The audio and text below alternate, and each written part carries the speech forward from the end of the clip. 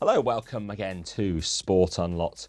Remember, if you hit subscribe on the pod and on YouTube, TikTok, Insta, there are clip updates on there to listen to.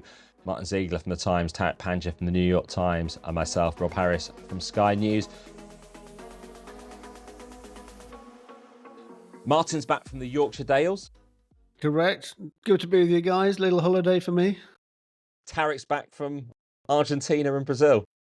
Yeah, a good week of reporting in Buenos Aires, and guys, we were there a decade or so ago for the IOC Congress, and Siegs, I know there's a picture of you with a Maradona mural. If you go back, you can't move for Maradona murals now. Be in your element there now.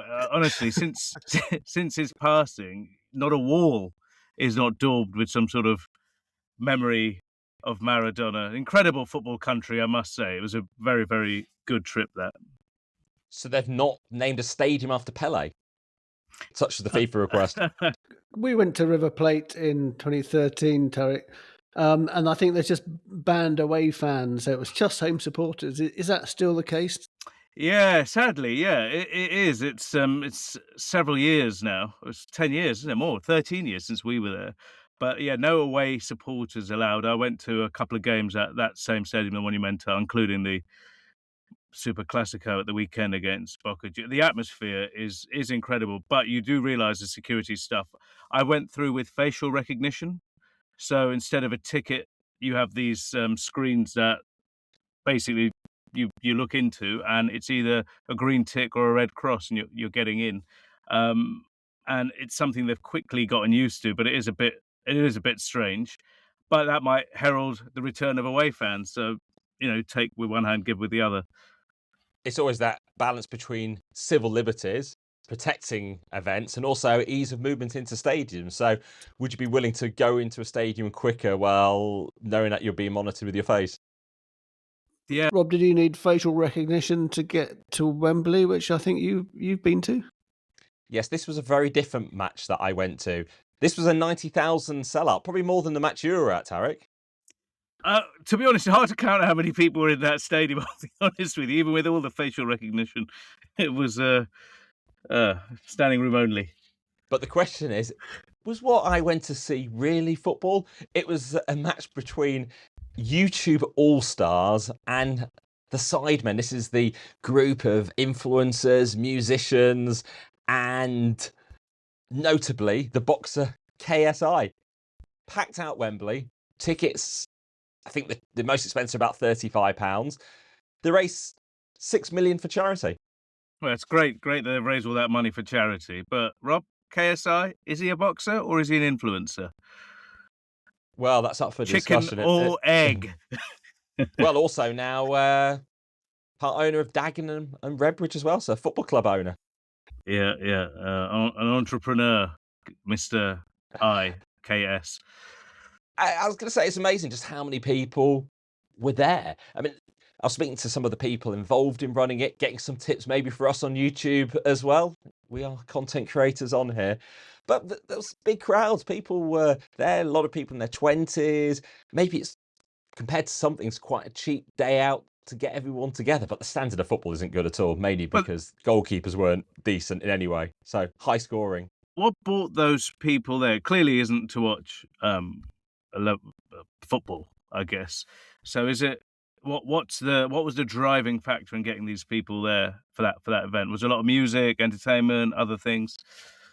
Yes, but they want to see some of these content creators. I was in and around some of them in a slightly different stratosphere for them, and some of the fans were desperate to get pictures with them in a way that maybe particularly decades ago even you'd be trying to get autographs from a footballer. Just looking at the list of players, so there's XQC, TBJZL. Is XQC now a KC, Ziggs? Thank you, Grandad. What were you like? What I'm trying to understand here. So they go there. Rob, can you paint the scene a bit more for me? Because was there like football singing? Was there chanting? Like what happens at this match? Well, yes, they were chanting for Angry Ginge. He's a sort of influencer content creator who ended up on the UK version of I'm a Celebrity, Get Me Out of Here in the Jungle last year. In fact, he won it. So he's come from nowhere using his football persona to become huge. Tiny Temper was performing at halftime. Even if you don't know the name, you'll probably know one of his signature tunes, Written in the Stars. So you're getting him halftime show. Maybe if you're not a particular fan of VAR at the moment, there was a glimpse into the future of what it could be, which is effectively coaches' challenges. They sort of came on the pitch and was able to individually question decisions, and you'd hear the decision making going on from the referee, Mark Clattenburg. Oh, well, that's interesting. I mean, that's something that the English FA is keen to trial, isn't it? This challenges system. However, the EFL clubs, the clubs in the Championship, League One and League Two this week have expressed strong opposition to introducing even the VAR light system, the football video support, where you'd be able to have coaches challenge one in each half. They don't want any VAR at all. So you've been probably onto them, Tariq, haven't you? Influencing the EFL. Yeah, keeping it pure, keeping football like it should be. Well done, guys. Yeah, so it was a completely different world. I suppose you'd count me as legacy media there. But before we get into some of the big issues of the week around World Cup ticket sales, Chelsea and Leicester's financial turmoil, problems on the pitch, all sorts of instability as well, what are those media issues to shine a light on? We've had the Laureus Awards this week. Incredibly, after all these years, decades, they're still not particularly big around the world, nowhere like the Oscars in terms of appeal. Probably got a lot of attention based on one of the promotional interviews around the Laureus Awards. Yeah. Lando Norris, Formula One champion, did an interview with the Guardian's very respected writer, Donald McRae. But actually, a lot of the interview was given over to the sort of interference by the Laureus representatives and Lando Norris's own sort of management team about questions that were asked, things that weren't allowed to be asked, and it was all pretty uncomfortable. The way Don wrote the piece, it was not cheap shots at the management company. It was very measured in the tone, really showing the frustration of being controlled in this interview. He was told in advance, wasn't he, that certain areas were off limits, but he decided that you couldn't possibly leave things off the table. Yeah, it was like the most important and interesting things were off the table, it seems, all the newsy stuff. And he wouldn't be doing his job if he just showed up and done a puff piece for Lando Norris or McLaren or whoever the management company is. I'll just read a bit of what he wrote, actually. It's quite interesting. So in the second paragraph, he gets right into it. He goes, at first, Norris talks thoughtfully and honestly about his struggles with profound insecurity before becoming world champion last year. But we reach a low point when a young man from his management company feels sufficiently empowered to answer questions on the 26-year-old's behalf as a way of controlling our interview. So that he really sets a tone for this. And the thing that I found interesting is Norris comes across very well, very informed, and someone with points he'd like to make. And then he kind of gets cut off by these people, including from someone who is on a speakerphone somewhere else and this young guy in the office. And towards the end, Rob, he's interviewing him and he's trying to answer the question. And Norris even tries, and they cut him off again. And he has to say, I'm not the boss. And that's the thing you're struck with, that this world champion, this articulate young guy, the person who really should be the boss, isn't able to say what he wants to say. Let's be clear, this wasn't him trying to delve into something deeply personal or put him on the spot about global politics or the war or something that was directly away from his life as an F1 driver. Don McRae said that he'd been sent a message from Norris's management company saying he didn't want to speak about his friendship and rivalry with Max Verstappen and George Russell, or about the new F1 regulations. So not discussing the F1 regulations, it's all key to your ability to be a success on the track. And the fact that he was the one being controlled. Now, you employ a management company to help protect you in some way, to maybe be the person to spot where there are issues reputationally that could be damaging. But then ultimately, it's about you not losing control and not being denied your freedom. You can't be denied it by the people you've employed. Get into a moment. I'll give an example of when I encountered this, in fact, many times over the years, but there's a few. One in particular I think of, it was a press conference after the Euro 2016 semi-final between Portugal and Wales. Cristiano Ronaldo was man of the match, so came into the UEFA press conference. Now, he was annoyed because he'd been followed in the park pre-match by a reporter, and he'd gone thrown the microphone in the river or in the lake. And you can perhaps question, was that right to follow a player? We'd never do that, to follow a team on their walkabout if we hadn't got the okay. He hadn't done anything wrong. There wasn't a need to challenge him that way, so you can see his frustration. But if you are doing a UEFA post-match press conference, you expect to take questions. I'd got a sense he wasn't going to take any questions, but I was right close to the front, and he sat there and was being asked a question from top table. So when he'd finished answering, I then just, from the floor, asked quite a very blandly generic question, probably about reaching the final, just to make the point that we had a right to ask a question. And there's this whole sort of interchange where he basically looked around saying he couldn't answer. The person who was the press officer didn't in any way hold it against me, knew professionally what I was doing it, and someone had still speak too well to this day. Yeah, I can see it's slightly different if the person being interviewed feels, for whatever reason, the places they don't want to go, things they don't want to say. But I think it's the sort of PR people trying to rule what their clients can say. That's what I think is the problem. And in fact, the Laureus Foundation approached the Times and offered us an exclusive interview, but put all these things down about when it should run, the fact that there should be a picture of Lando Norris with Laureus branding, another story about the Laureus Awards and things that could be talked about and things that couldn't, and then so much so that actually the Times declined the offer. But ironically, Molly Hudson, our motor racing correspondent, says McLaren, Lando Norris's team, is actually the most helpful and open of all the F1 teams. So clearly it wasn't anything to do with the McLaren team. Also, Formula One, historically, is one of the most accessible sports I've ever covered. You just sort of walk into the paddock. I don't know what it's like in recent times, but in the few occasions I've done it, you kind of can walk around and talk to whoever you want, almost whenever you want. It might be more controlled now, and that was something Bernie Ecclestone, the guy who grew Formula One to take it to almost where it is today.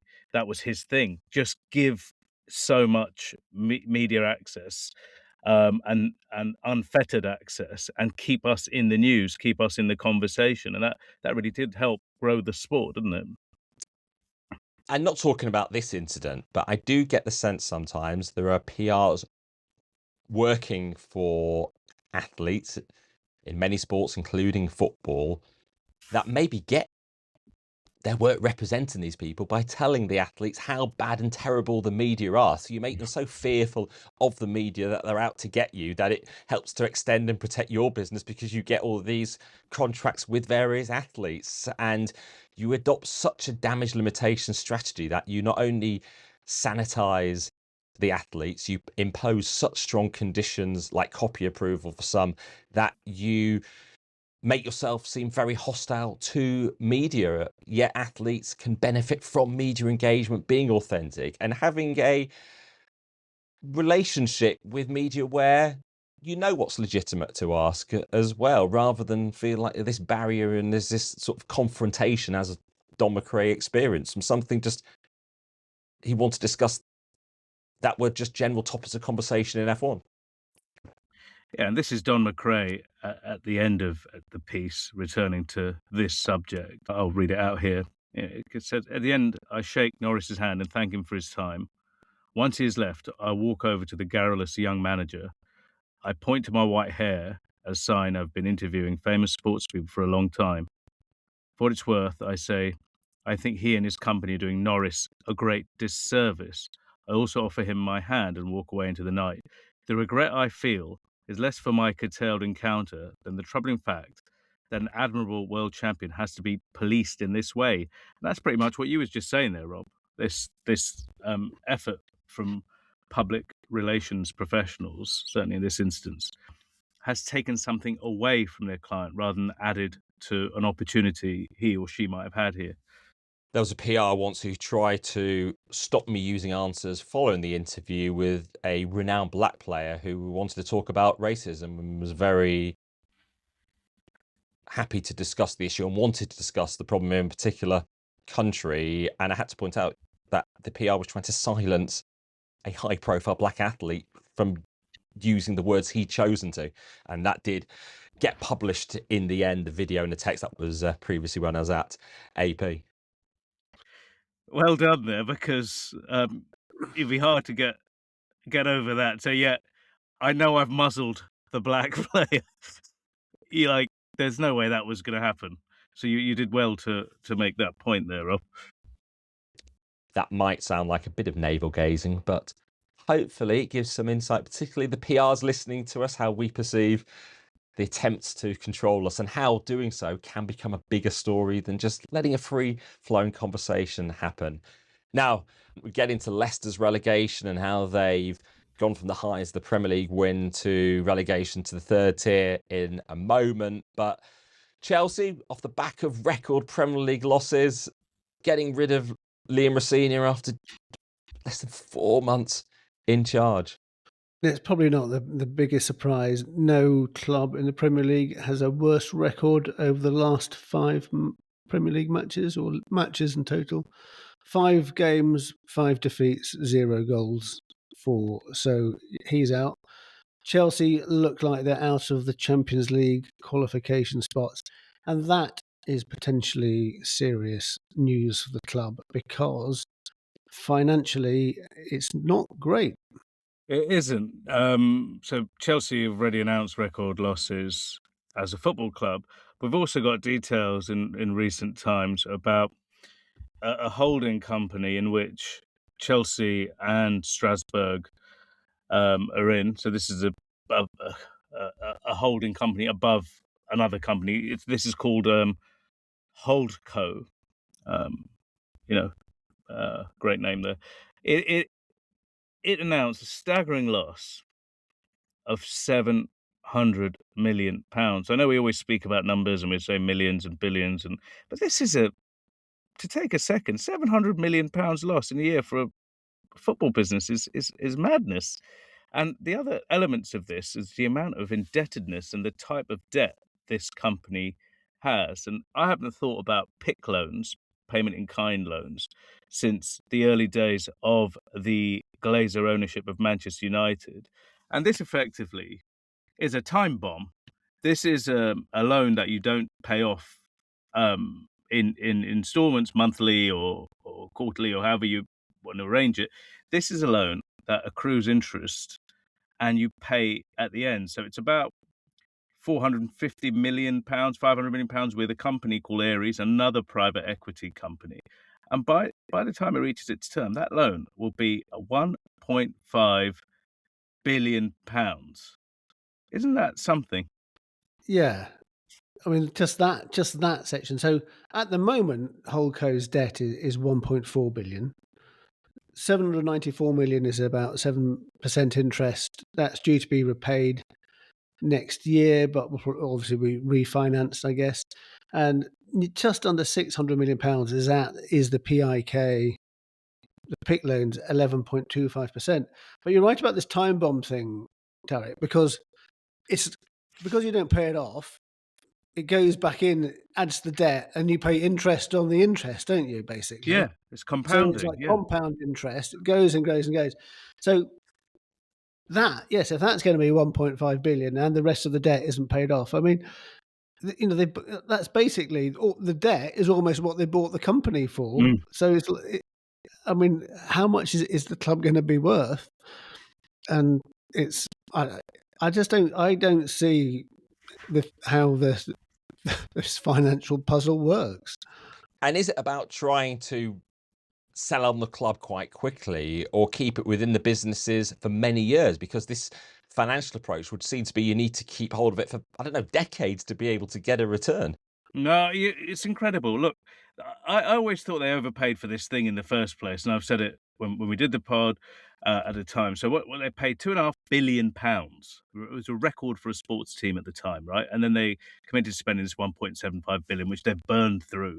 I mean, that was the thing at the time, wasn't it? We were questioning why was there this commitment to spend and how would they spend it? And they have managed to burn through it on players. They have, and it's not looking good. Now, the whole point of private equity, which is what these guys are, is you buy into businesses, you sort of rejig them or grow them or whatever it is you want to do with them, and you then flog them for more money later on. Now, I cannot see how this is going to happen. Like, we're running out of people, aren't we? These teams are getting so expensive. We're running out of potential investors, and this thing is a car crash. Had they not won the Club World Cup and they got the $70-80 million there, the finance would be even worse. And we're going to miss the Champions League again, as Zig said earlier. What is the kind of long-term plan here? And also, my other big question is this seems like these kind of horrible loans and some of these losses, they're kind of being kept away from Chelsea Football Club and like put into these middle companies or holding companies. Now, if you're doing financial fair play and all of these things, it's also, to me, it also feels like gaming the system where you keep all the ugly stuff away from the football club business so it doesn't count. So the amount of interest they've been paying there is about 150 million already on the other loans. That isn't on Chelsea's balance sheet, but all that money is to benefit mainly Chelsea and Strasbourg. So I don't know what the Premier League thinks about all this. And it was only in 2024-2025 that Kingsmeadow, the stadium where the women's team plays, was sold to the women's team company, which has now had external investors come in. That was for £12 million. And then just this week, which is obviously good for the women's team, it's been announced that they'll be playing their Women's Super League matches at the main Stamford Bridge Stadium. So the women's team is going to have to pay the men's team to use the stadium. Bargain price, though, bro. They suddenly actually they'll find out they're having to pay huge amounts in rent in order for Chelsea men's team to record some positive values. This is all effectively showing more revenue on the books of the main company for the men's team. Yeah, exactly. Yeah. This is to sort of help with the books here. But there's a bigger question here, I think, which is, should these teams be... This seems like a massive financial experiment that is taking place under the roof of Chelsea Football Club, 100-year-old football club. And is this the type of thing that should be happening here? These investors who are apparently experts at financial engineering are using Chelsea Football Club as a bit of a petri dish to see if these strategies can work in football. If it doesn't work, it's a disaster, isn't it? You've kind of blown up this football team in West London. Mm. And some questioning whether Tottenham Hotspur is the pointer of how things can go really badly. Spurs currently in the Premier League relegation zone at the time of recording shows how things can unravel fairly quickly. Now, not to say it would happen, but if Chelsea somehow, given how dysfunctional things are, were to end up in the Championship as well, that would be financial meltdown. Yeah, total. Now, people say that can never happen, but so look at the situation at the moment. They're not going to be in the Champions League next season unless they're very, very fortunate indeed. That is a big financial loss. They're not going to have the money that they had this season from the Club World Cup. That's another sort of black hole. And they've got this UEFA settlement agreement hanging over them. So they were fined last year. And if they breach any of the settlement agreements over losses, then they get a 1-year European ban. Do you remember, like Juventus and AC Milan? They took a 1-year ban from UEFA when they were in the Europa League and the Conference League. Juventus were in the Conference League, AC Milan in the Europa League, and because they were in the Champions League, they took a 1-year ban in order to avoid missing out on the Champions League in the future.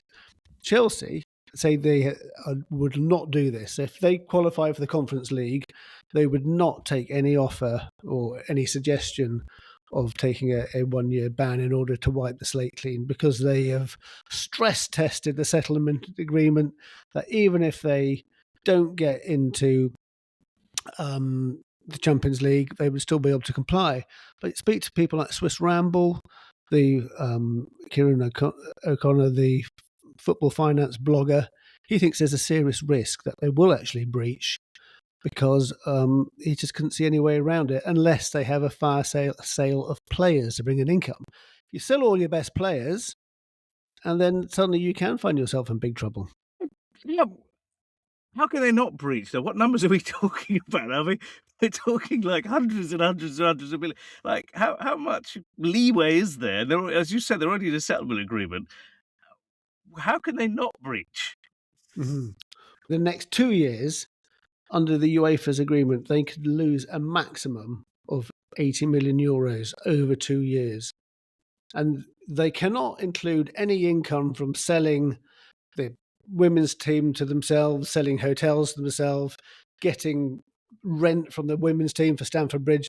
None of those related party deals will be accepted as income. So I think I can see why they're saying there's a serious risk, because for many people, the numbers just don't add up. But Chelsea are insisting that they do, and they're confident and comfortable with it. Also making about 10 million from selling the right to use the Chelsea brand to the women's team. Yeah, well, interesting they're doing all of this, but one of the things they've not managed to do, at least for the majority of their ownership, they've had a few games with it. They haven't had a shirt sponsor, have they, guys?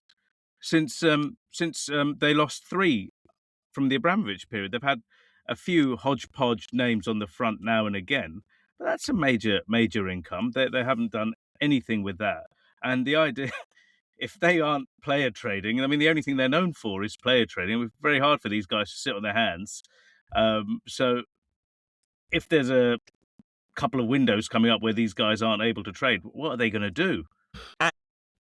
And you do have some Chelsea fans longing for the days of Roman Abramovich. Of course, managers were no more stable there in terms of their longevity in the dugout.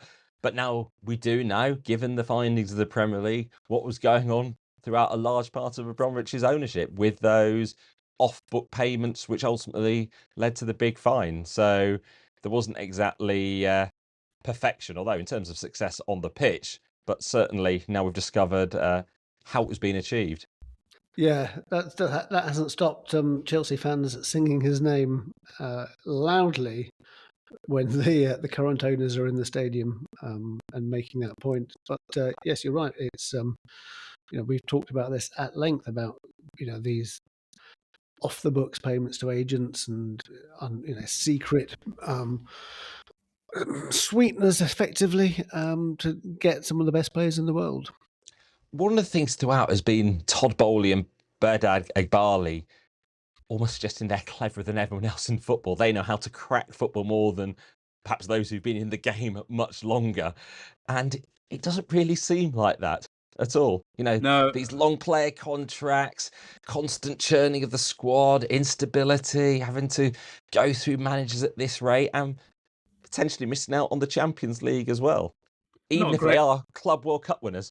Yeah, not a great advert for the brains trusts that run private equity companies, are they? Because this is our exposure to them. For most people, they're these people who are masters of the universe, champions of finance, far away from our world in sport and football. And that's the thing. Once you enter football, you get a huge amount of scrutiny. A lot more people are looking at you and thinking, God, this guy's supposed to be super smart. He's a billionaire and all of that. And then they come here, and it's a bit of a custard pie in the face moment for both of these people. So they are human, and maybe they're not as smart as people like to think they are. I think in terms of progressing on the pitch, probably what they probably need is another sporting director, because I think they've only got 5 at the minute. 5? Blimey. Well, we'll see where Chelsea do end up if they do manage to make the Champions League somehow. Well, they've not scored in the last 5 games and have lost them all. I remember being at Chelsea in May 2016 when their 2-2 draw with Tottenham ended up handing Leicester the Premier League title. How long ago does that seem now? 5,000 to 1 winners, the most unexpected Premier League title of all time. Well, at this moment, they're now preparing for life in League One following an absolute tumble down the leagues. And there are many factors to this. Purely financial, their losses have been vast in the last few years. They reported losses of just over £70 million for the previous financial year. They had a 6-point deduction as well for breaching Premier League's profit and sustainability rules. Players like Harry Winks, who are still on a reputed £90,000 a week from their time in the Premier League, and it's back-to-back relegations. It's remarkable that Harry Winks is on that number. Normally, you'd put relegation clauses into player contracts, but maybe that's how confident they were feeling that they wouldn't be relegated. As you say, Rob, lots has happened. Of course, remember the owner who passed away in a helicopter crash after the game outside, close to the stadium. And then his business empire also was linked to the duty-free industry. And then COVID obviously took a hammer to that as well. On that level, it was a nightmare for them. And, the footballing decisions as well have been pretty dreadful. The managerial change, because this year's relegation comes after changing coaches when they weren't doing particularly well, but they were not in the relegation zone. The Championship, of course, is a really difficult league. And people are saying they were just too confident and didn't take their plight seriously. And here we are, we see Leicester with those losses and now relegated to League One. And those losses over 3 years are over £200 million. Wow. They've been chasing the dream. Once they won the Premier League title, how could they build on that? They reached the Champions League quarter-final against Atletico Madrid in 2017. But there were some key moments. I was at Leicester on the final day of the 2019-2020 season, so it finished due to the shutdown at the end of July. And they spent most of that season in the top four. They entered the final day in the top four, but then missed out to Manchester United. So how close they came to qualifying for the Champions League again, and the finances would have been a completely different situation. They did win the FA Cup, and that was another high point. But ultimately, we know there's not much you get financially from that compared to getting in to the Champions League. One of the issues is that when they were doing their sort of financial planning, they basically budgeted on the fact that they were always going to be in the top half of the Premier League. And so if you say, that's going to be our income, so we will spend on the basis of that's the money we'll have coming in. So in terms of the player wages, transfers, we think we're going to get whatever revenues of 300 million because that's what you get from being the top half of the table. And then if you're not in the top half of the table, and then you start spending considerably more than you're earning, then you start getting problems, and that can spiral. And I think that's what happened here. They were basically got into a situation where they were spending far more than they were earning. Then they got relegated, and they tried to buy their way back into the Premier League, and that failed as well. Then they got deducted points for breaching spending and loss at limits. And then obviously catastrophe in terms of relegation and in a purely footballing sense.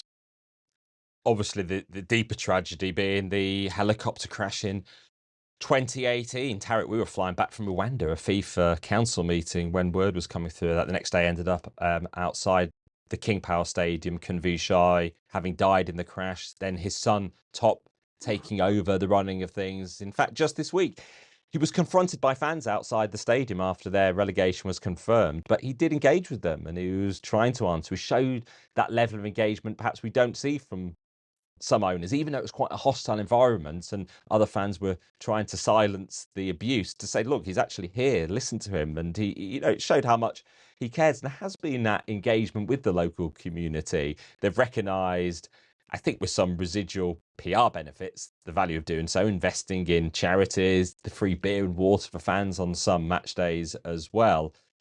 But when you end up in a sort of unexpected situation of winning a Premier League, wanting to build on that, how do you keep on living the dream? You can really perhaps trace the ascent of Leicester to quite an astonishing moment. It was Claudio Ranieri who came in to win the Premier League in that 2015-2016 season. Perhaps the only reason he was brought in was because his predecessor, Nigel Pearson, was sacked. Why did that happen? Well, they're on a pre-season tour of Thailand in the summer of 2015, and Pearson's son was exposed as being involved in a racist sex tape. Pearson's son was playing for the team, and the consequence seemed to be that eventually Pearson himself went, because they were being criticised by the Thai media in particular, and obviously the family and the ownership hold that very preciously in terms of their reputation in Thailand. Yeah, well, so a butterfly flaps its wings in the Amazon or whatever, or a trip to Thailand goes wrong and you're Premier League champions in a couple of years. Because if you remember when Ranieri came in, they were on the cusp of being relegated. There was an incredible run they went on the season before they won the league to stay in the Premier League, and they just kept on going and ended up winning the Premier League.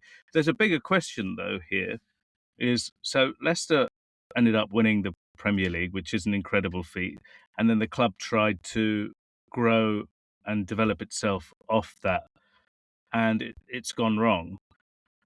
But how else can you do it? That's the thing. You know, Martyn said they banked on being in the top 10. That doesn't seem like a very hugely ambitious thing if you've just won the Premier League, and now they didn't do that. So what we're talking about are these cliff edges, aren't we, where clubs completely collapse by trying to be successful.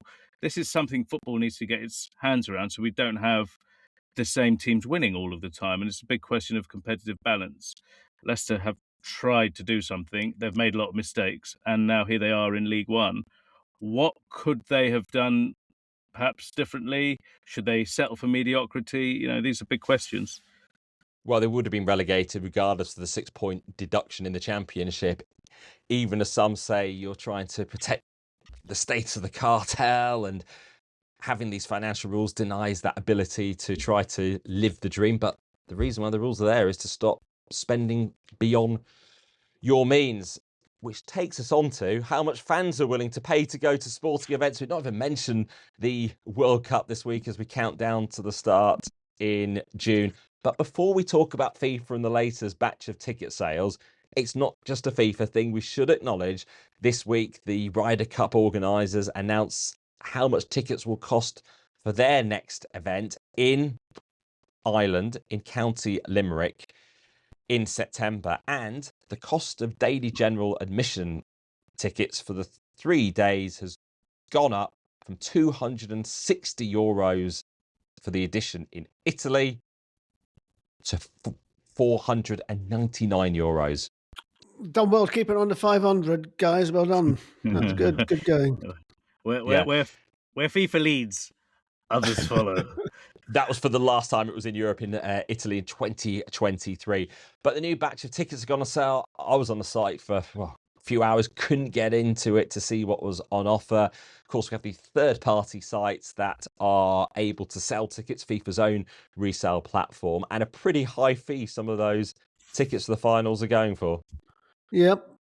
So I'm going to tell you, New York, New Jersey Stadium, block 124, row 45, seats 33 to 36. If you want one of those seats, according to what's being advertised on FIFA's official resale platform, it will cost you $2.3 million for one seat. Buy some football clubs for that in the lower leagues in England, I'm sure, or maybe into the sort of 6th or 7th tier. I mean, obviously no one's going to be mad enough to pay that, but you know, they're being advertised. They're being advertised for a cent under $2 million per seat, and then the extra $300,000 is FIFA's fee. That was FIFA's fee to the buyer, and then we get another $300,000 from the seller. So $600,000 that would go to FIFA. What would that ticket normally cost? Do we have a sense? $8,600. $8,600. Which is pretty steep in itself. Makes the Ryder Cup look pretty like a bargain. steep. It's bloody extortionate. We shouldn't be normalising this stuff. Pretty steep. It's outrageous. Look forward to trying to find a fan who pays that amount. A bit of FIFA news ahead of the World Cup. Still, what happens to Iran? Well, the Iranian team is together, training now, some of them ahead of the tournament. Then into the mix, we heard from Trump's US Special Envoy, Paolo Zampoli. We did, and apparently he couldn't believe how viral his comment had gone. It was just an idea. Uh, like, and what is the idea? That replace Iran with Italy because he's an Italian, Paolo Zampaoli, born in Italy and is an American citizen as well. Now, this bloke just said this thing, and because he's affiliated to Donald Trump, it all gets taken extremely seriously, and we have a day of chaos. Also, the fact that the FT ran with it in such a strong way, I must say, as a story, it then led to Donald Trump being asked about this in the Oval Office. Clearly, he didn't have a clue what the person asking the question was talking about. I don't know. Is it a good idea? I don't know. Marco. There's And this is what Marco Rubio had to say. nothing from the U.S. has told them they can't come. I mean, the problem with Iran, it would be not their athletes. It would be some of the other people that would want to bring with them, some of whom have ties to the IRGC. We may not be able to let them in, but not the athletes themselves. But I don't know where that's coming from, other than speculation that Iran may decide not to come, and then Italy would fill their spot. But if they decide not to come on their own, it's because they decided not to come. What they can't bring is a bunch of IRGC terrorists into our country and pretend that they're, journalists and athletic trainers. So US Secretary of State Marco Rubio there. We'd heard from Italy's sports minister who said it was not possible or appropriate even they would replace Iran. I'd heard pretty quickly from within FIFA it was a no-go.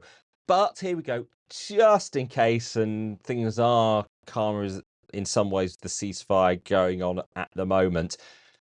How would it work, potentially replacing Iran? UAE, the highest placed team that didn't qualify from Asia, would probably get maybe not a direct place. Maybe FIFA love these extra playoffs. Maybe they get in a playoff and Bolivia, who lost to Iraq, will get a second chance to qualify, or just add into Miami in. It's FIFA's choice. Perhaps they could get advice from their former head of security, Chris Eaton, the Australian, larger-than-life former Interpol officer, used to turn up for work, cowboy boots and jeans, big drooping moustache, appointed by Sepp Blatter and Jerome Valcke in 2010. And now he's going to be portrayed as some sort of larger-than-life, ass-kicking detective taking on the match-fixing triads in a film by Mark Wahlberg. So we remember Chris Eaton, don't we, guys? So after FIFA, he went to the quite grandly named International Centre for Sport Security. That was after he'd worked at FIFA at a time when Qatar's World Cup hosting maybe seemed threatened. That was a Qatari organisation. What did they really do? Well, they signed lots of agreements with sports around the world to help with their integrity monitoring. I went to their HQ in Qatar. I said, I was there in 2014. I thought it's great to do a piece inside this place, the nerve centre, where they're tracking match fixing issues and integrity issues around the game, expecting a big control room with banks of monitors, huge stuff. Yeah, there was nothing to see. Never really knew what they actually even did. Well, the other thing no one saw, Chris Eaton obviously was the head of security during the World Cup bidding process for 18 and 2022, which Qatar won and Russia won, and of course has been described as the most corrupt bidding process in sports by a lot of people. But what did Chris Eaton do? The day Sepp Blatter opened the envelope with Qatar 2022, we were all there in December 2010. He, while there was all the chaos and mess, he discreetly took the envelope and then presented it to the Qataris as a gift of their great victory, and then he went on to this role that you just described, Rob. So yeah, a colourful character.